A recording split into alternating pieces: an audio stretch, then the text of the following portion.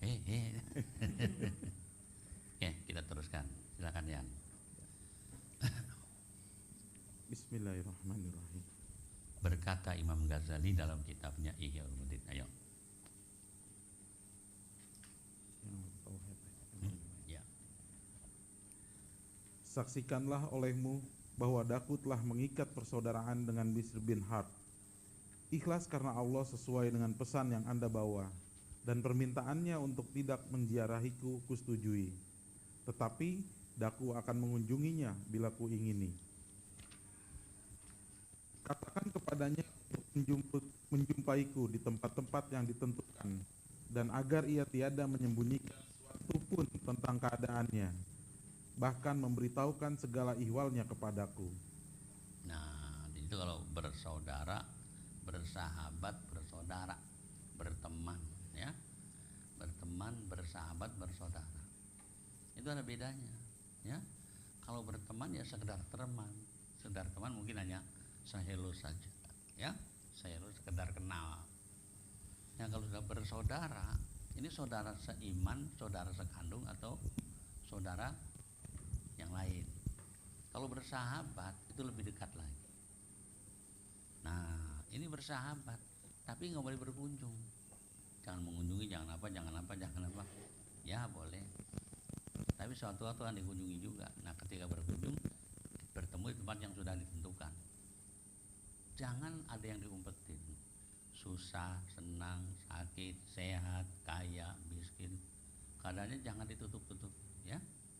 Nah, yang seperti inilah yang namanya bersahabat, seiman, seagama, sejalan, ya. Sehingga nggak ada bedanya lagi antara aku dengan kamu, nggak ada bedanya lagi. Bersama-sama bertuhan kepada Allah Subhanahu wa ta'ala. Jadi pengabdi kepada Allah yang sebenar-benar. Nah, menjadi pengabdi kepada Allah yang dibawa adalah kebenaran, ya. Benar dalam berkata, benar dalam berniat, benar dalam berpikir, sehingga benar dalam bekerja, berbuat. Makanya berbuat itu harus betul-betul dengan ikhlas karena Allah, benar seperti yang dituntunkan, dan sabar menjalankannya, ya. Oke, teruskan. Semua pesan ini disampaikan oleh Ibnu Salim kepada Bisri. Maka Bisri bergembira dan senang sekali dengan persetujuan ini. Jadi setelah cocok ya senang aja. Makanya kalau bersahabat itu lebih dekat daripada bersaudara kandung, ya. Saudara sekandung belum tentu bisa membuka rahasia, ya apa enggak? Kalau sama sahabat bisa membuka rahasianya. Yang paling pribadi pun terbuka kalau dengan sahabat, ya. Dengan istri, dengan suami belum tentu semuanya dibuka, enggak, ya. Oke, teruskan. Itulah selengkapnya hak kewajiban persaudaraan secara tersimpul dan terperinci. Namun hanya sempurna dengan tindak kita melaksanakan kewajiban kepada teman-teman, bukan dengan menuntut hak. Dan hendaklah kita menempatkan diri sebagai pelajar, di mana semua anggota kita waspadai meladeni teman. Mata memandang penuh kasih dan disadari kawan. Kebaikan mereka ditilik dan aib mereka pura-pura tak nampak. Bila kawan buka bicara, hendaklah perhatikan dan jangan membuang muka. Kalau ngomong, lihat kan teman yang ngomong apa. Dia ngomong malah jadi tersinggung ya. Awas. Ngomong dicuekin aja, jangan. Itu paling gak enak. Ngecepret sendiri, yang lainnya cuek aja. Ya, terusin. Tirmidzi meriwayatkan sebuah hadis dari Sayyidina Ali bahwa Nabi SAW selalu menghadapkan muka kepada setiap orang yang mengunjungi beliau. Nah, terus. Dan setiap orang yang meminta perhatian beliau mengira bahwa ia orang termulia dalam pandangan beliau, sehingga seluruh pendengaran, pembicaraan, pemecahan persoalan dan minat beliau adalah untuk teman duduknya itu. Dan majelis Nabi adalah dipenuhi rasa sopan, kerendahan hati, dan kepercayaan. Nah, di situ duduk. Nah, duduk yang ngajar, ya, yang belajar, ya belajar. Belajar, yang belajar, ya belajar. Nah, belajar dan mengajar di situ sudah terukur oleh Al-Quran dan Sunnah Rasul, ya. Oke, teruskan. Adalah beliau alaihissalam orang yang paling banyak tersenyum dan ketawa di hadapan para sahabat dan penuh perhatian tentang apa-apa yang mereka ceritakan kepada beliau. Para sahabat bila tertawa di hadapan beliau adalah dengan tersenyum lebar, meneladani dan menghormati cara tertawa beliau. Jadi cara tertawa Nabi, tersenyumnya Nabi itu sangat berkesan bagi para sahabat-sahabatnya, ya. Nah, dengan demikian inilah makanya Nabi dikatakan mempunyai akhlakul karimah, akhlak yang mulia. Nah, disitulah jadi bagaimana ya? Itu karena sifat Rahman dan Rahimnya Allah sudah menyatu dengan dirinya. Nah, kita juga diajarkan ketika kita membaca doa 30, 20 dalam batin. Bismillahirrahmanirrahim, mi-nya dihidupkan. Bismillahirrahmanirrahim.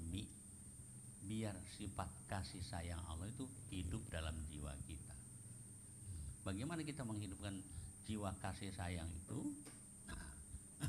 Belajarlah kepada Allah. Makanya Nabi pun suka bersabda, tahalluk bi akhlakillah. Berakhlaklah kamu dengan akhlaknya Allah. Akhlaknya Allah terkandung dalam nama-nama Allah itu sendiri. Nah, inilah yang dipakai oleh Nabi untuk bergaul, menggauli umat, ya. Sehingga beliau pun mendapat gelar wa innaka la'ala khuluqin azim. Sesungguhnya engkau hai Muhammad mempunyai akhlak yang agung. Tuh. Pakai akhlaknya Allah, kita memakai akhlaknya Allah ya. Coba hayati sifat Rahman dan Rahim Allah itu, kasih sayang Allah itu dalam diri kita. Sehingga kita melihat siapapun penuh dengan kasih sayang. Nah, itu ya. Nah, kasih sayang di situ, kasih sayang mulus yang murni semata-mata karena Allah, bukan karena yang lain. Teruskan.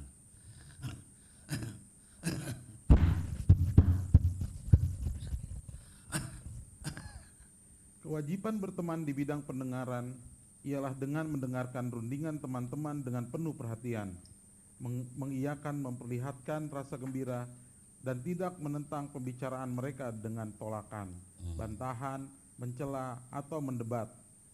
Jika ada suatu halangan tiba-tiba, Anda harus minta maaf pada mereka. Juga peliharalah telinga Anda dari mendengarkan apa-apa yang tak mereka sukai.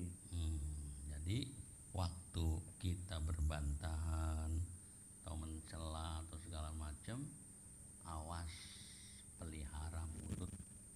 Kenapa? Lidah itu kalau melukai susah dicari obatnya, ya. Jadi pedang tajam menggores badan, goresannya bisa diobati, lukanya bisa hilang. Tapi kalau hati apa lidah ini melukai hati, obatnya susah dicari, ya. Makanya jaga lidahmu, dijaga, jangan sampai ya terbebaskan, nggak terkendali, ya. Sehingga kalau ngomel, waduh, segala yang di kebun binatang keluar semua. Jangan, ya. Awas. Nah, disitulah bagaimana kita bisa menjaga diri kita, ya. Itulah yang sebenarnya orang yang kuat. Jadi orang yang kuat bukan orang yang bisa mengangkat truk, mengangkat derek, mengangkat mobil berat, yang bukan itu, ya. Orang yang kuat adalah orang yang bisa mengendalikan hawa nafsunya dan beramal untuk kehidupan yang sekarang. Itu orang yang kuat, ya. Oke, teruskan. Kewajiban di bidang lisan telah kami uraikan secara panjang lebar. Di antaranya ialah tidak berkeras kata di hadapan teman-teman dan hanya berbicara dalam kata-kata yang dapat dipahamkan mereka.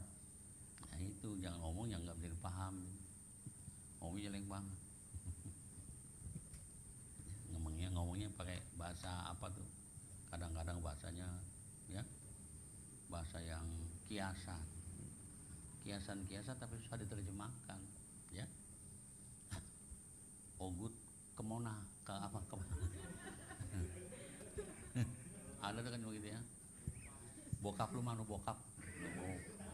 nyokap, bokap nyokap, nyokap. Berbicaralah yang bisa dipahami, mudah dimengerti, sehingga mudah untuk bergaul ya. Oke, teruskan. Kewajiban tangan ialah tidak berpangku tangan dari menolong kawan-kawan dalam setiap hal di mana sepantasnya kita mengulurkan tangan. Terus. Kewajiban kaki ialah mengiringkan kawan sebagai pengiring, bukan sebagai tuan, tidak mendahului teman dan hanya mendekati sekedar perlu, berdiri sewaktu kawan-kawan datang dan duduk hanya setelah mereka duduk, hendaklah dengan rendah hati. Jadi semuanya hak diberikan dengan baik, tangannya, kakinya.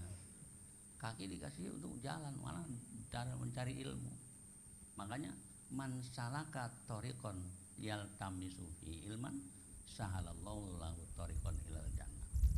Barang siapa yang menggunakan langkah kakinya untuk berjalan mencari ilmu, Allah akan mudahkan baginya jalan ke surga. Jadi kaki untuk berjalan mencari, bukan jalan untuk nguntit ya. Terjadi penguntitan, terjadi penembakan, nauzubillah min. Awas itu ya. Terus. Bila mana perpaduan jiwa telah sempurna, ringanlah melakukan adab-adab ini, seperti minta maaf, memuji kawan, dan lain-lain, karena semua adalah hak persaudaraan. Namun nampaknya agak asing dan dibuat-buat. Tapi bila persatuan kejiwaan telah sempurna, lenyaplah semua keasingan ini, dan tindakan kita terasa wajar saja terhadap diri sendiri. Karena adab-adab lahir ini hanyalah gejala dari adab batin dan kebersihan hati. Tuh, jadi bergaul itu yang wajar, yang normal, ya, tidak dibuat-buat, tidak ditambah-tambah, tidak dikurang-kurangi. Ya seperti wajarnya sajalah, wajar, yang wajar. Bagaimana kewajaran itu? Ya kewajaran seperti kita setiap hari ya nggak ada masalah gitu ya. Terus saja. Tapi kalau kita dah begitu bergaul, ngomong kamu mesemnya dibikin-bikin sama segala macam, itu nggak bagus itu. Ada yang iya. Jangan dibuat-buat ya. Teruskan. Bila hati telah bersih, tidak perlu lagi menghejam gejalanya. Orang yang memandang persahabatan hanya dari segi antara manusia bisa membengkokkan dan lurus. Tapi orang yang memandang hanya kepada Al-Khaliq, ia akan tetap lurus, lahir dan batin. Nah, itu yang memandang kepada Khaliq. Al-Khaliq itu Allah, dipandang Khaliq, artinya diingat. Diingat Allah itu ya. Jadi nggak perlu meluruskan kata-katanya, perbuatannya enggak. Dengan sendiri akan lurus. Nah itu kan sewajarnya kalau kita mengingat Allah tuh begitu jalannya. Jadi nggak dibuat-buat ya. Ada ya ada, enggak ya enggak. Ya mesemnya mesem karena Allah, semuanya lillahi ta'ala. Makanya lakukan dengan ikhlas, benar dan sabar. Ikhlas, benar dan sabar inilah yang menjadi pegangan Bapak untuk ya melayani, menerima ya dan sebagainya. Terus ia menghiasi jiwanya dengan kecintaan kepada Allah dan makhluknya. Lalu anggota lahir dihiasinya dengan ibadat kepada Allah dan jasa kepada hambanya yang menjadi pertanda tertinggi dalam berkhidmat pada Allah. Karena hanya bisa tercapai dengan akhlak yang luhur.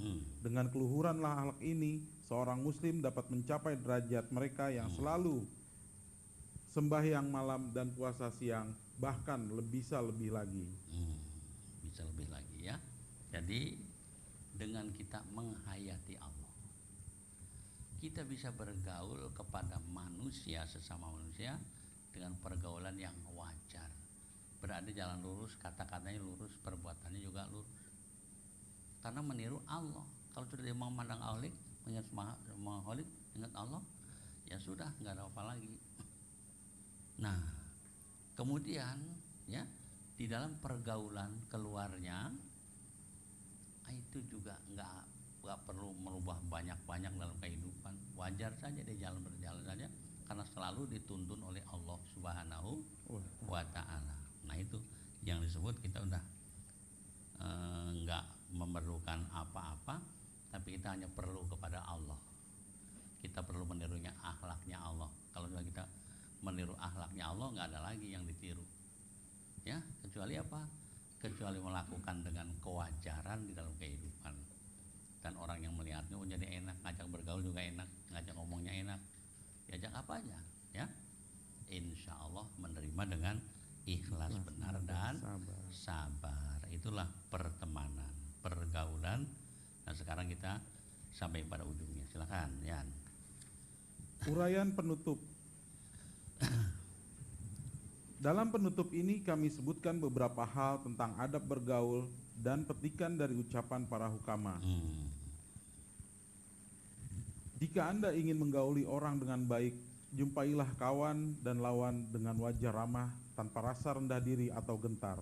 Nah itu kita lihat Habib Rizik, ya, itu bagus banget, ya, kawan dihampiri dengan ramah, gentar, ngomongnya tetap ngomongnya keras, ya tegas, bukan keras sebenarnya tegas itu, ya, tegas itu diucapkan dengan benar. Ucapannya dengan benar, ya disalahkan. Nah yang menyalahkan inilah kadang-kadang jadi salah diri sendiri, ya, jadi salah tingkah, dibiarin gimana, nggak dibiarin gimana kan, jadi timbulnya kebencian, akhirnya tangkap juga, ditawan juga, ya. Kalau kebenaran nggak bisa berbicara kebenaran, bibirnya nggak akan kalah berbicara kebenaran. Nah jadi dia nggak tahu dengan siapa, dia hanya takut dengan Allah Subhanahu wa Ta'ala, bukan dia nggak musuh negara, bukan. Kalau kita lebih politik ya begitu, ya. Tapi ya mari kita lihat, ya, kebenaran akan selalu berada di atas, akan menang. Ja'al haqqu wa zahaqal batil, innal batila kana zahuqa. Bila datang yang hak, kalah yang batil akan dikalahkan oleh yang hak, ya. Oke, teruskan. Tenang tanpa takabur, merendahkan diri tanpa rasa rendah. Dalam semua kerjanya hendaklah pertengahan. Dalam kerjaan adalah pertengahan, ya. Terlalu condong ke duniawi tidak juga, ke ukhrawi juga tidak, tapi semuanya dijalankan dengan sebaik-baiknya. Makanya waktu sholat, ya sholat, waktu ibadah, waktu bermuamalah, ya bermuamalah. Antara ibadah dan muamalah itu dia berada di tengah. Nah di tengah inilah ajaran Allah, wa ja'alnakum ummatan wasata. Kami jadikan umat yang pertengahan, terlalu duniawi enggak, terlalu ukhrawi juga tidak, berada di tengah-tengah. Nah ketika berada di tengah-tengah, itulah orang yang wajar, orang yang sangat-sangat wajar, ya. Kewajarannya itu menjadi cerminan bagi orang-orang lain untuk mencontohnya. Nabi Muhammad itulah uswatun hasanah. Teruskan. Karena kedua ujung ekstrim adalah tercela. Jangan liar pandang kiri kanan atau berdiri di hadapan sekumpulan orang yang duduk. Bila duduk, jangan resah. Mempersilahkan jari meraba-raba janggut dan cincin. Menyungkil gigi, memasukkan jari ke hidung, banyak meludah, mendahak, menepuk lalat dan menjulurkan kaki. Menguap di hadapan umum dalam sembahyang dan lainnya. Majelismu hendaklah memberi petunjuk, bicaramu teratur dan tersusun. Camkanlah pembicaraan yang baik dari lawan bicara, tanpa tercengang berlebih-lebihan. Jangan pula kerap minta ulang. Tenanglah ketika mendengar lelucon atau cerita-cerita. Jangan mengobrolkan kelebihan anak istri, sajak karanganmu dan semua yang berkaitan dengan diri Anda. Yang bagus-bagus dari kita keluarin, itu riak namanya, ya. Wah gua semalam udah sholat malam, salam malam suntuk, ditanya kagak bikin pengumuman, mau ngapain. Ya, terusin. Jangan sok berhias bagaikan wanita dan jangan pula berpakaian compang-camping bagaikan pengemis. Awas tuh, ya. Jadi menang-menang sufi pakaiannya compang-camping, ya, yang nggak bagus. Atau undang-undang sebagai seorang ustadz pakainya keren banget sampai berlebihan, ya, juga jangan. Yang sedang-sedang saja, yang biasa-biasa, ya. Teruskan. Hindarkan banyak memakai calak mata dan haruman yang berlebih-lebihan. Jangan nyinyir, meminta atau memujikan orang berbuat aniaya. Berapa hartamu jangan dibualkan kepada keluarga dan anak, apalagi kepada orang lain. Kalau sedikit Anda akan dilecehkan, dan kalau banyak mereka pun tak akan senang. Awas. Ya. Punya apa lu? Wih, gue punya emas 5 kilo. 5 kilo, gue 10 kilo. Mau ngapain? Ya. Ya udahlah. Makanya bergaul yang wajar ya. Walaupun lu bisa pakai yang mewah, pakai yang sederhana saja ya. Jadi pakaian Islam itu bukan dilihat dari yang dipakai. Yang dipakai itu ya bisa sutra yang terlarang malah ya, atau yang janganlah ya. Yang wajar saja. Pakaian Islam itu takwa, hiasannya malu. Ya, pakainya takwa, hiasannya malu. Jadi kalau ada orang Islam pakainya wah ribet banget ya, atau sampai pakaian Islam sampai gombrang-gombreng ya, itu juga nggak bagus. Yang wajar saja, yang wajar, yang begini wajar ya. Nah, jangan sampai ya berlebihan mungkin orang wah belain 3 huruf PAH, wah udah kaki jadi pala jadi kaki. Jangan ya, yang wajar-wajar.